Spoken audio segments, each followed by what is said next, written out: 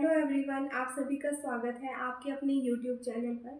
आज मैं आपके साथ इस वीडियो में लाई हूँ कि कैसे मैंने HTET 23 both TGT and PGT qualify किया अपने फर्स्ट अटैम्प्ट के अंदर, और वो भी एनी एक्सटर्नल कोचिंग।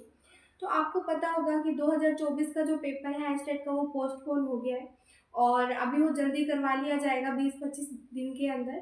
तो मैं आपके साथ शेयर करती हूँ कि मैंने कैसे एचटेट 23 की प्रिपरेशन की और कैसे मैंने both TGT and PGT qualify किया। तो आपको पता है जो एचटेट का पेपर है वो दो पार्ट्स के अंदर आता है, part A and part B. Part A आपका जनरल सेक्शन होता है जो सभी सब्जेक्ट्स के लिए सेम रहेगा, और जो पार्ट बी है वो सब्जेक्टिव होता है, ठीक है। और उसके अंदर आपसे आपका सब्जेक्ट पूछा जाएगा। जो पार्ट ए होता है वो 90 मार्क्स का आता है और जो पार्ट बी है वो 60 मार्क्स का आता है, ठीक है। तो पार्ट ए के अंदर जो सबसे पहला सेक्शन आता है वो होता है CDP, child development and pedology. तो उसके लिए मैंने क्या किया था, यूट्यूब के ऊपर से बहुत सारी मैराथॉन्स देखी थी, ठीक है।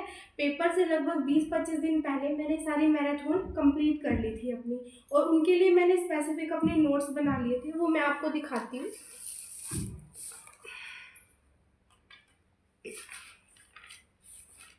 ये देखो, यहाँ से मैंने अपने नोट्स बनाने स्टार्ट किए सीडीपी के लिए, और मैंने पेपर से पहले इनको रिवाइज किया। यहाँ से मेरे सारे क्वेश्चंस ऑलमोस्ट कंप्लीट हो गए थे। सीडीपी के लिए मैंने इतना ही किया था। और इसके लिए अगर आप मुझसे पूछोगे कि कोई स्पेसिफिक चैनल जो एचटेट सीडीपी के लिए डेडिकेटेड हो, तो मैं आपको दो चैनल बताऊंगी। एक तो लेट्स लर्न हिमांशी मैम का, उनकी मैराथन आप देखो, उससे आपको एचटेट और सीटेट दोनों में बहुत ज़्यादा हेल्प मिलेगी। और जो सेकंड चैनल है वो, ये कोई स्पॉन्सर्ड वीडियो नहीं है, ये ना ही प्रमोशन वीडियो है, ये मेरा खुद का पर्सनल एक्सपीरियंस है। टीचिंग गोल करके एक यूट्यूब चैनल है, वहाँ पे मैम है, वो अपना क्या करवाती हैं, पूरा एचटेट के लिए सीडीपी जनरल पार्ट करवाती हैं, ठीक है। तो मैंने उनकी सीडीपी की वीडियोस देखी थी, नोट्स बनाए थे एक तरीके से और उनको रिवाइज किया था पेपर से पहले। ओके, नेक्स्ट जो आता है वो होता है मैथ्स, रीजनिंग और हरियाणा जीके वाला पोर्शन। तो मैथ्स और रीजनिंग के लिए मैंने कुछ ऐसे स्पेसिफिक प्रिपरेशन नहीं की थी, क्योंकि मैं केमिस्ट्री है, मेरा एमएससी केमिस्ट्री है और मैं नॉन मेडिकल बैकग्राउंड से हूँ। तो मैथ्स और रीजनिंग इतना आता है कि बिना पढ़े भी आप उसको पेपर दे के आ सकते हो। और अगर आपको पढ़ना है तो मैं आपको कहूँगी जो सीईटी, हरियाणा सीईटी की कोई भी बुक्स आती हैं जो भी, उनके अंदर से मैथ्स एंड रीजनिंग कर लो, वो मोर देन सफिशिएंट रहेगा। और हरियाणा जीके के लिए मैं आपको बता देती हूँ, मैंने ना कुछ बहुत सारे यूट्यूब चैनल हैं जहाँ पे आप हरियाणा जीके मैराथन वगैरह देख सकते हो। तो मैंने क्या करा था, हर जो टॉपिक है हरियाणा जीके का, उसका ऐसे मैप के ऊपर नोट्स बनाए थे। जैसे हरियाणा में मैं बताऊँ, ये वाला है आपका यूनिवर्सिटीज़ हरियाणा, गेम हरियाणा के अंदर कौन कौन से हैं, हरियाणा के अंदर कौन कौन सी झीलें हैं, लोकसभा कितनी है। जो जनरल हरियाणा थी, हरियाणा जीके मैंने वो किया था, हरियाणा में खनिज पदार्थ। तो ऐसे ना मैंने नोट्स से प्रिपेयर किया था, मैप के ऊपर अपने नोट्स बनाए थे। क्यों, एक तो मैप पे नोट्स बनाने का सबसे बड़ा फ़ायदा ये होता है कि चीज़ें ना आपके माइंड में बहुत लंबे समय तक टिकती हैं, क्योंकि ये एक ना इमेज फॉर्मेट हो जाता है, आपको पता रहता है कहाँ पे आपने क्या लिखा है। ओके, तो ये तो था मेरा हरियाणा जीके के बारे में। और नेक्स्ट जो सेक्शन आता है वो आता है हिंदी और इंग्लिश का, 30 मार्क्स का होता है। हिंदी और इंग्लिश आप कोई भी 9th-10th की बुक ग्रामर की, हिंदी के लिए भी और इंग्लिश के लिए भी, कोई भी ग्रामर की बुक उठाओ, उसके क्वेश्चन सोल्व करो, उसके क्वेश्चन लगाने लग जाओ, वो मोर देन सफिशिएंट होता है, ठीक है। तो जनरल सेक्शन मैंने इस तरीके से प्रिपेयर किया था। नेक्स्ट जो सेक्शन था वो था आपका सब्जेक्ट स्पेसिफिक सेक्शन। उसके अंदर मैंने पीजीटी के लिए, केमिस्ट्री सब्जेक्ट है मेरा, उसके अंदर 60 मार्क्स आता है केमिस्ट्री का, और ऐसे ही टीजीटी साइंस के अंदर 60 मार्क्स की साइंस आती है। तो मैंने टीजीटी के लिए तो क्या किया था, जो 9th और 10th की पूरी बायोलॉजी, फिजिक्स और केमिस्ट्री तीनों सब्जेक्ट पढ़े थे।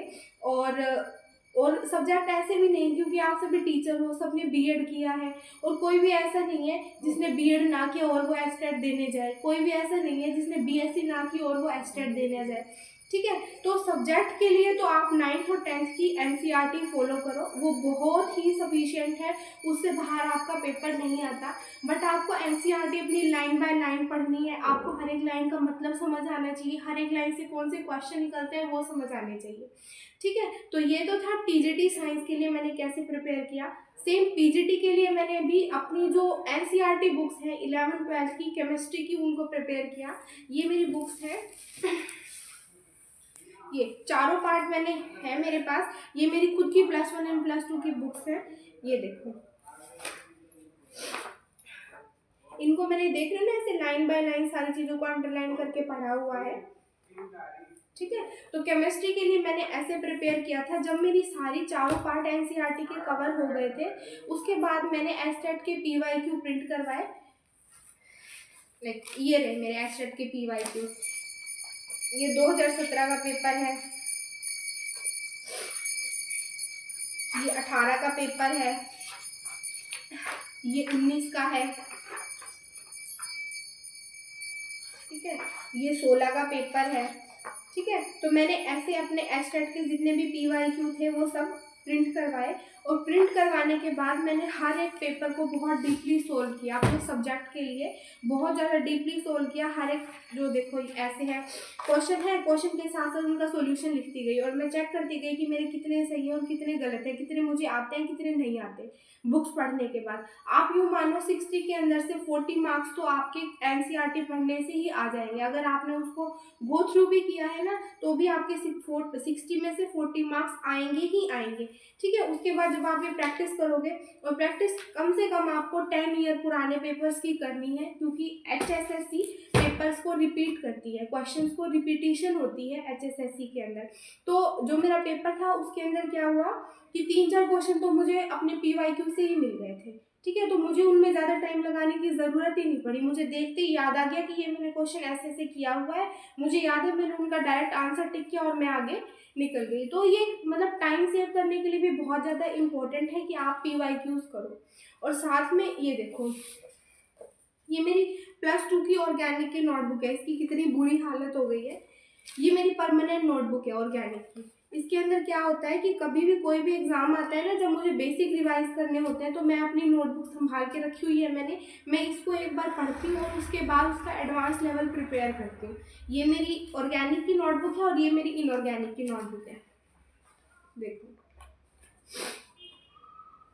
इवन अब तो इसके पेजेस वगैरह भी निकल गए हैं, बट फिर भी ये मेरी परमानेंट नोटबुक्स हैं ये दोनों, जहाँ से मैं कोई भी एग्जाम की प्रिपरेशन इनसे पहले स्टार्ट करती हूँ। सबसे पहले ये मेरा बेस है, मैं इनको पढ़ती हूँ। इवन मुझे इनका एक एक पेज याद हो गया है कि किस पेज पे मैंने क्या लिखा हुआ है और कैसे मैंने इसको करना है, ठीक है। तो इसके लिए तो मैंने सिर्फ इतना ही प्रिपेयर किया था। मैं आपको बताऊं, जो मोस्ट इम्पॉर्टेंट है वो है आपके सब्जेक्ट के लिए आपकी एनसीईआरटी पर कमांड होनी चाहिए। और अभी पेपर 20-25 दिन के अंदर है। जिन्होंने अपनी एनसीईआरटी पढ़ ली है उनके लिए वेल एंड गुड, जिन्होंने नहीं पढ़ी है उनके लिए मैं एक सजेशन दूंगी कि जो आपके एचटेट के पुराने 10 ईयर के पीवाईक्यूज हैं उनको सोल्व करो। 600 क्वेश्चन बनेंगे, 10 × 60 अराउंड 600 क्वेश्चन बनेंगे।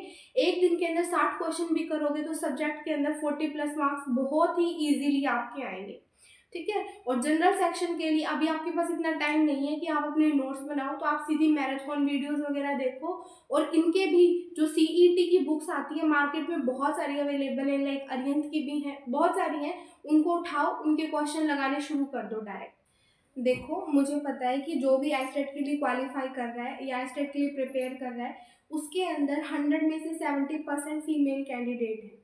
और 70 के अंदर से भी मोस्ट ऑफ वो फीमेल कैंडिडेट हैं जो मैरिड हैं, जिनके बच्चे हैं, जो जॉब कर रही हैं, घर संभाल रही हैं। स्टिल वो अपने करियर बनाने के लिए बहुत ज़्यादा कंसर्न है, अपना करियर बनाना चाहती है, बट टाइम मैनेजमेंट सबसे बड़ा इशू आता है कि फीमेल्स का, या यूँ कहूँ कैंडिडेट का मोस्ट ऑफ एक्सक्यूज़ यही होता है कि जी टाइम नहीं मिल पाता प्रिपरेशन के लिए। तो देखो, टाइम मैनेजमेंट करना आपके हाथों के अंदर है। आप कैसे भी करो, रात को या दिन में जब भी आपको टाइम मिले 1 से 1.5 घंटा कुछ 1 महीने के लिए अपने लिए निकाल लो, कैसे भी निकाल लो। आप मान के चलो, आपको सरकार ने पेपर पोस्टपोन करके एक गोल्डन चांस दिया है अपनी तैयारी करने के लिए। अभी भी एचटेट के लिए 20 से 25 दिन बाकी है। आप उसके अंदर एचटेट बहुत इजीली क्वालिफाई कर सकते हो, ठीक है। आपको पता ही होगा कि एचटेट 2024 कितना ज़्यादा इम्पॉर्टेंट है, क्योंकि ऐसी बहुत सारी न्यूज़ आ रही हैं कि एचटेट 2024 के बाद हरियाणा के अंदर एक अच्छे नंबर के अंदर एचटेट के बेसिस पे 2024 के अंदर टीजीटी की वैकेंसी आने वाली है, ठीक है। तो आप मानो ये आपके लिए गोल्डन चांस है। फीमेल कैंडिडेट तो यूँ मान के चलो कि ये आपके लिए आखिरी चांस है, खुद को आपको प्रूफ करना है, आपके अंदर कितनी पोटेंशियल है ये सिर्फ आप जानते हो, ठीक है। बहुत सारी फीमेल कैंडिडेट ऐसी हैं जो मदर हैं, प्रेग्नेंट है, उनको खुद को पता है उनके अंदर, उनको नहीं पता कि उनके अंदर कितनी ज़्यादा पोटेंशियल है, बट मैं गारंटी लेती हूँ कि आपके अंदर बहुत सारी पोटेंशियल है। आप ये पेपर बहुत आसानी से क्रैक कर सकती हो, बस टाइम मैनेजमेंट करो, दिन के खुद के लिए एटलीस्ट 1 से 1.5 घंटा, 2 घंटा निकालो। 2 घंटा निकाल लेते हो तो बहुत अच्छी बात है। 2 घंटे के अंदर आप अपना कोई भी 1 ईयर का पेपर उठाओ, उसको सोल्व करो तरीके से, उसको लर्न करो, लर्न इन द सेंस कि उसको समझो उस पेपर में आया क्या क्या है और क्या आपको क्वेश्चन नहीं आते, जो क्वेश्चन नहीं आते उनको मार्क करो, बार बार उनको रिवाइज करो, उनके कॉन्सेप्ट समझने की कोशिश करो। तो मेरी तरफ से ये परफेक्ट प्लान है, परफेक्ट स्ट्रेटजी है एचटेट को क्वालिफाई करने के लिए। आई होप आपको ये वीडियो बहुत अच्छी लगी होगी। अगर ये वीडियो आपको अच्छी लगी है तो प्लीज़ वीडियो को लाइक करो, वीडियो को शेयर करो और चैनल को सब्सक्राइब करो। Thank you so much for patient listening.